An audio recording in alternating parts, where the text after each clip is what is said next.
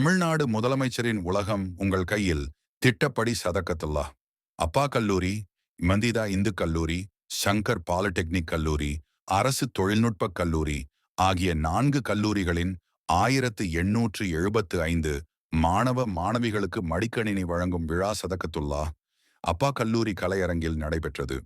கல்லூரி முதல்வர் முனைவர் அப்துல் காதர் வரவேற்புரையாற்றினார். கல்லூரி தாளாளர் பத்ஹூர் ரப்பானி தலைமையுரையாற்றினார். ஆட்சி மன்ற குழு உறுப்பினர் பொறியாளர் முகம்மது நவாப் ஹூசேன், தமிழ் முழக்கப் பேரவை செயலாளர் நசீர், எம்திதா இந்து கல்லூரி முதல்வர் பேராசிரியர் பாலசுப்பிரமணியன், மாவட்ட ஊரக வளர்ச்சி முகமை உதவி திட்ட அலுவலர் முத்துக்குமார், அரசு தொழில்நுட்ப கல்லூரி முதல்வர் மார்ஜெரி தியோடர் ஆகியோர் முன்னிலை வகித்தனர். திருநெல்வேலி அரசு சட்டக் கல்லூரி முதல்வர் பேராசிரியர் ரஞ்சித் சிங் பங்கேற்று வாழ்த்துரை வழங்கினார். 4 கல்லூரிகளைச் சார்ந்த 1875 மாணவ மாணவியருக்கு மடிக்கணினிகள் பாளை சட்டமன்ற உறுப்பினர் அப்துல் வஹாப் வழங்கினார். மடிக்கணினி குறித்த அறிக்கையை ஆய்வுப்புல முதன்மையர் முனைவர் ஜாகிர் உஷேன் வழங்கினார். மாணவர் நலன் வளர்ச்சிப்புல முதன்மையர் பேராசிரியர் மகாதேவன் நிகழ்ச்சியை ஒருங்கிணைத்து நடத்தினார். துணை முதல்வர் முனைவர் ஜேனட் ராணி நன்றி உரையாற்றினார்.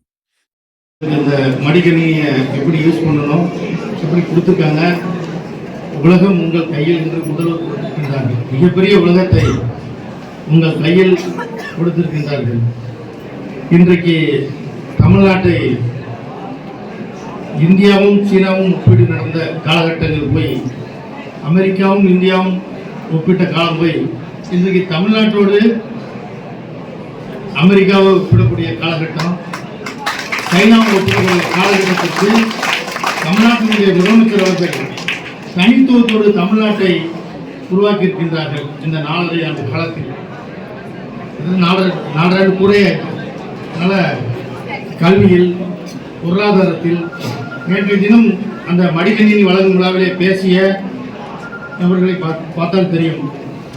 BMW கார் தயாரிப்பு நிறுவனத்தினுடைய அதிபர், அப்புறம் அந்த மயில்சாமி அண்ணாதுரை இஸ்ரோனுடைய தலைவர், இப்படி பல்வேறு நபர்களை, அப்புறம் ரகுராம் ராஜன் பொருளாதார நிபுணர், எப்படி ஒரு நாட்டிற்கு பொருளாதார நிபுணர்களை வைத்து பட்ஜெட் போடுகின்றார்களோ, அவர் ரிசர்வ் பேங்க் கவர்னராக இருந்தவர். அந்த அளவுக்கு தமிழ்நாட்டினுடைய பட்ஜெட்டை தயாரிப்பதிலே நம்முடைய முதல்வர் அவர்கள் பொருளாதார நிபுணர்களை வைத்துதான் பட்ஜெட்டை தயாரிப்பார். அவர்களுடைய கலந்து ஆலோசித்து முடிவு அவருடைய முடிவாக இருக்கும். இறுதி முடிவு எந்த சூழ்நிலையிலும் தமிழ்நாடு பின்தங்கி இருக்கக்கூடாது என்பதில் மிக கவனமாக இருப்பார்.